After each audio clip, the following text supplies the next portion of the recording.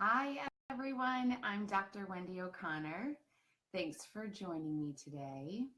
I'm working with a new computer here, so I'm hopeful that there are no glitches in today's event. And I think I turned off everything that might ring. So hopefully it's just you guys and me. Um, as always, feel free to say hi. I'd love to see who's out there. I can't really get a good gauge on when people are watching or not. So say hi, let me know you're there, and feel free to interact. Today's a really fun topic. So, this is my favorite topic to talk about with people, which is boosting your happiness. Now, there's so much in life that we can complain about or focus on or dread or really feel negatively about. And one of the most fun ways to experience this life is to focus on what makes us happy, what makes us feel content, what brings us joy. And so today, I'd like to talk with you all about improving your happiness and finding ways to reach a level of contentment that maybe you're not used to cultivating in your life. We'll talk about some pretty specific strategies for how to do that. I'll give some examples. And because I love to do this, and I realize I haven't done it yet in my Facebook Lives, I will be giving some homework at the end. So I'll leave you with some really useful exercises that you can start right away, start today. And I encourage you to let me know how those assignments go. Feel free to drop me a line, send me an email, or call me, and let me know just how helpful you found some of the strategies and tips we talk about today. So first, I'm going to just put in here my email address. And then secondly, I'm going to add in, if I can, so this is a little tricky. I was trying to get for you guys a link to the book that I'll be discussing today. And for some reason, the internet took me somewhere that was not the same website I wanted. So let me just pull up the link to the book that I'll be referring to today so that you can take a peek at it later and let me know what you think of this particular read. So I will paste it here in the comment section. Okay, so get excited about this topic because this is one that can completely change your world. It can change the way you see your life. It can change the way you perceive your world. And I'm hoping that something, at least one thing we talk about today, inspires you to make a pretty simple, small change right away. So first and foremost, I do think it's helpful to encourage you to identify what in your life may be getting in the way of happiness. So are there specific things that are getting in your way of feeling happy or content? Or is it just more of a general feeling, emotion that you're experiencing? If there are specifics in your life that are bringing you down or making you unhappy, I encourage you to work through those. So either find some potential solutions, ways to resolve it, seek therapy or coaching to help navigate it. The situations in our life that we have some control over changing or fixing, we want to do just that. There's some things in our life that we don't have control over doing, fixing, changing, and that's when we focus more on acceptance. So first and foremost, what's getting in your way of happiness? Identify it, try to fix it, solve it, ask for support or help if you need it, and we'll go from there. So the steps that we're talking about today come from the book that I linked above, which is Real Happiness. It's a book by a colleague of mine, Jonah Paquette, and it's a simple, easy read, but really quite useful. So you'll find a lot of tools and strategies in the book that are just really easy ways to integrate happiness into your life on a daily basis. And we'll talk about those 7 today. So number 1 is gratitude. And you'll notice that there's some overlap in the themes that I discuss in my Facebook Lives. So gratitude is something that I've mentioned before in the Women's and Wellness Facebook Live event that I did when I first started this journey. And gratitude is an incredible tool that really allows us to focus on the positives in our lives. It gives you a break from the negativity, gives you a break from the things that are weighing you down, and it allows you to recognize at any given point in time a few things that you feel grateful to have. So regardless of how hard life is, or regardless of how many challenges you're facing, there's always something that you can feel grateful for. So I encourage you to notice what those are. And we'll talk a little bit more in the homework section of today's Facebook Live, just how to do that. But first and foremost, identify things that you're grateful for on a daily basis. And I even challenge you to identify them when you're struggling. Sometimes it's the hardest time for us to recognize the things that we're grateful for, but it can also be the most powerful time just to get us out of our heads and back into our lives in a more positive way. Hey, Carly, thanks for joining today. Awesome. I love that you guys are joining and saying hi. So the next one is number 2 is kindness and compassion. We want to work on cultivating kindness in our lives. And specifically, I'm talking about kindness and compassion towards other people. We have to remember that everyone is struggling in their journey. And it's really easy to get caught up in our own lives and focus on the things that are really bothering us. And it's pretty easy to forget that others are really having a hard time too. So just be mindful of the energy you bring into the world. Try to be a bit more kind in your efforts and in your behavior. We'll talk a little bit more about those specifics, but think of things like, reaching out to someone who's struggling. Or today, for example, it's a super snowy day in Rhode Island, and a lot of us are snowed in, and some of us don't have power right now. I feel grateful for power today. Reach out to someone who maybe needs some power, some heat, some water, a hot shower. That's a simple way that you can extend yourself that would be super appreciated and really kind, without putting yourself out too much that you feel like you have to sacrifice for that kindness.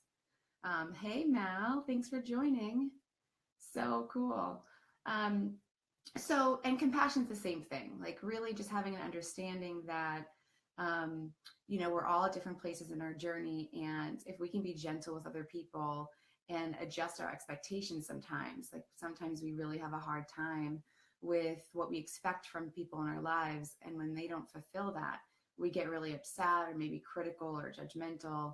Try to take a step back and try to practice some compassion for others so that you are not so focused on just yourself in those moments.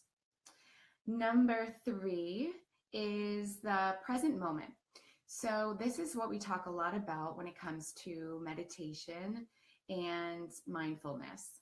And I don't know if you've ever heard the phrase, but depression is caused by worrying about the past, and anxiety is caused by worrying about the future, and the present truly is our gift.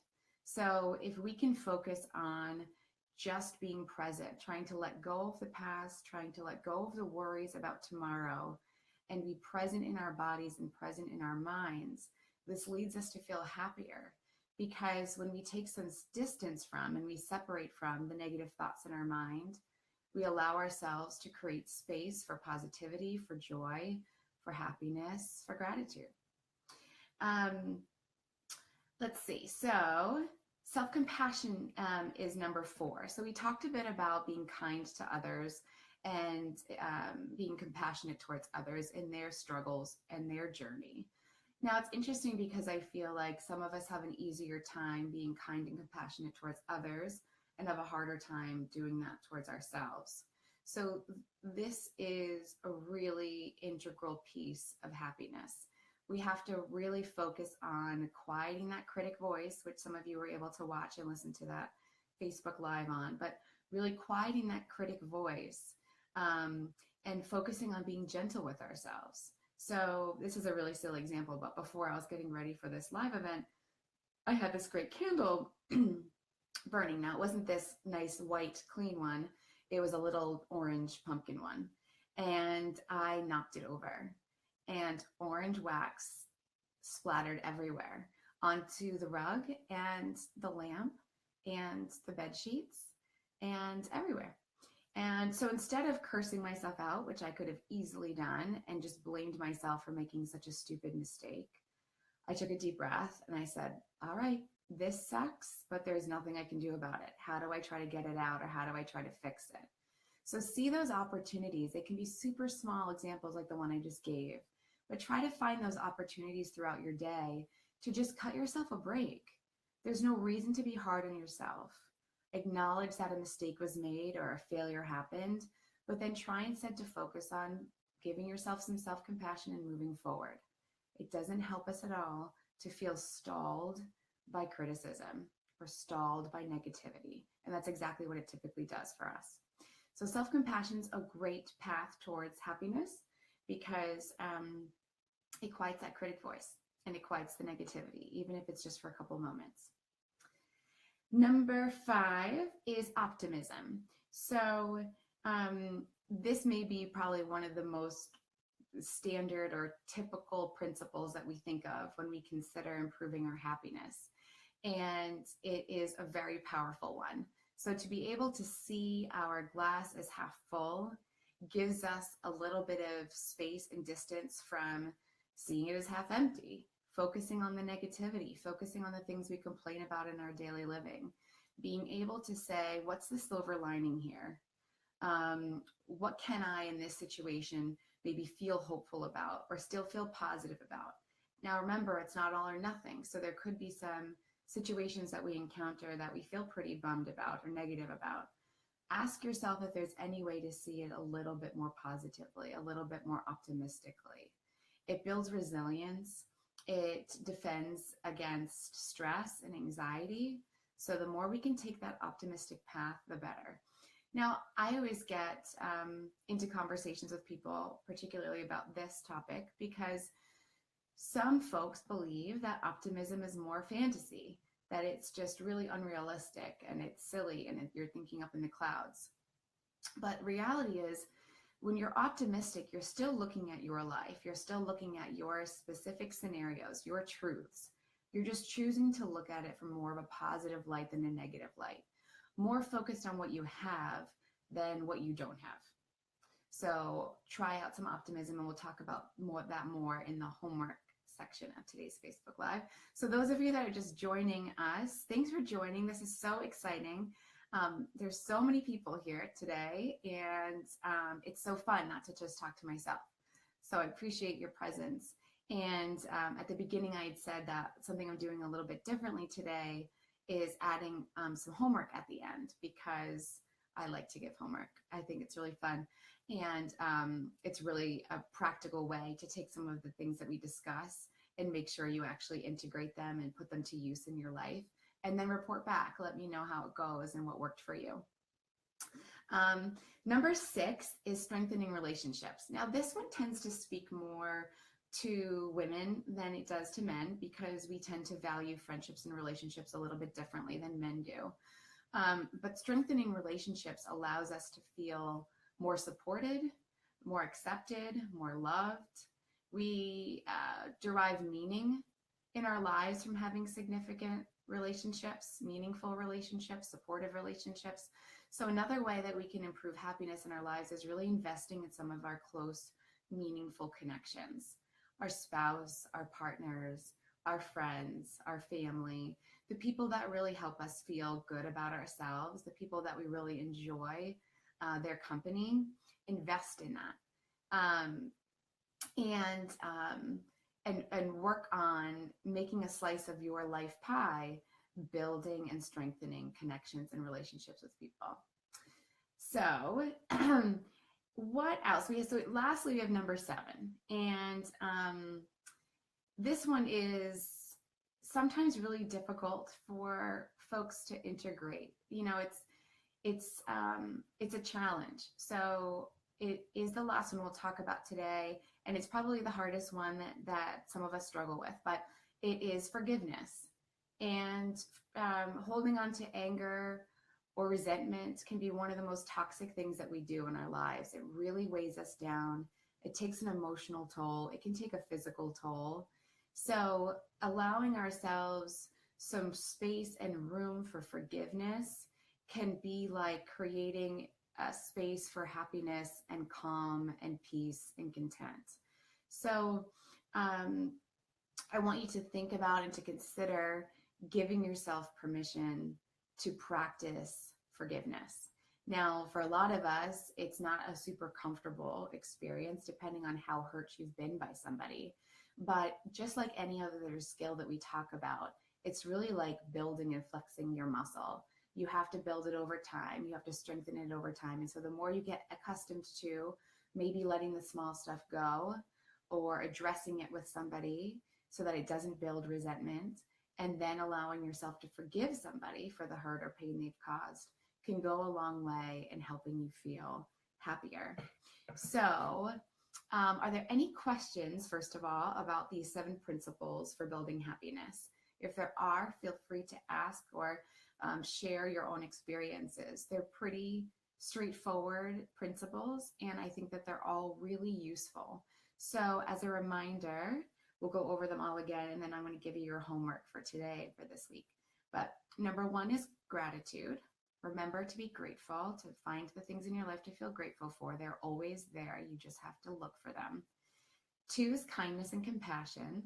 Trying being kind to other people around you, or even just holding yourself back from maybe saying something negative. 3 is focusing on the present moment. So don't let yourself get caught up in the past or regrets or guilt or shame or remorse. And don't let yourself get caught up in the worries of tomorrow and next year and the future. That causes us stress. It causes us anxiety. Try instead to focus on the present moment, that gift that we are given, the space to simply focus on how you are, how you feel, where you are in this present moment, and nothing else.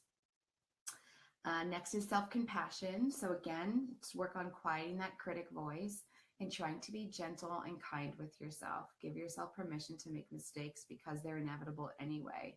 So instead of increasing your suffering around making these mistakes, be gentle with yourself and kind and loving and nurturing, and move on your merry way. Next is optimism. So let's try and see the glass as half full instead of half empty. Remember, it helps you defend against stress and anxiety. So if there's a silver lining to be found, find it. Really look for those opportunities to stay positive, even when we're faced with adversity and challenge in our lives. Next is strengthening relationships. So take some time to identify for yourself those relationships that feel most meaningful in your life and invest in them. Keep those strong, keep those nurtured. Those will help you feel supported. Those will help bring happiness into your life. Those will go a long way for you. And last is forgiveness. So being mindful of how much toxicity we have within ourselves around anger or hatred or resentment, and instead focusing on what we can do to let go of that. How can I forgive this person for what they have done? How can I forgive myself for something I may have done? Will be one of the key contributors to improving your happiness. So since there's no questions about these, I hope you found those useful. Your homework is 7-fold. So number 1, daily gratitude journal. I want you to start a journal or an app on your phone that you identify 3 things every day that you're grateful for. Pick any 3. The more comfortable you get and accustomed you get to this practice, the easier it is to think of things to be grateful for. One tip is to stay specific. So try not to just focus on, oh, my health, or I have good friends, but focus on a specific particular aspect of your health or a particular aspect of your relationship, something really detailed or specific that you can expand on and you can really focus on. Every day, think of 3 of those. The second homework is to engage in one kind act today. So like I said, some of us are out of power in Rhode Island. We have a ton of snow. It just keeps coming down. Offer a helping hand if there's anyone that needs food or a shower or charging devices or whatever they may need, a heat. That's one easy way. Another easy way is just to text or call a friend who you know is struggling, just to say, I'm thinking of you, or I love you, or if there's anything you need, I'm here. So one kind act today. Number 3, engage in one meditation today. So in terms of cultivating that comfort with the present moment, I want you to download Insight Timer. I want you to choose the guided meditations option. I want you to choose maybe a 0 to 5 minute meditation if you're not super comfortable dedicating a lot of time to the practice, and sit there and close your eyes and breathe and allow there to be space created in your mind for calm and for peace. Practice that today, and who knows, you might enjoy it enough to make it a daily practice. Ideally, you do. The next homework is, this is number 4. Number 4, be gentle with yourself today. So if you mess up, like I did with the candle, with the orange wax everywhere that I still can't get out, never mind.